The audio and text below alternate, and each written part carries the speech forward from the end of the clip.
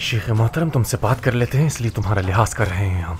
लिहाजा हमारी बर्दाश्त का मजीद इम्तिहान मत लो। गुस्सा भी आता है हमारे नफ्स को, सख्त बात ना निकल जाए हमारी ज़बान से।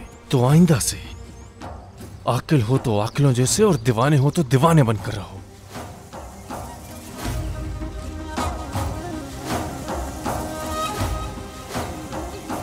या शाफी या काफी या मुआफी या अल्लाह, या शाफी या काफी या मुआफी या अल्लाह, या शाफी या काफी या मुआफी या अल्लाह, या शाफी या काफी या मुआफी या अल्लाह, या शाफी या काफी या मुआफी या अल्लाह, या शाफी या काफी या मुआफी या अल्लाह, या शाफी या काफी या मुआफी या अल्लाह।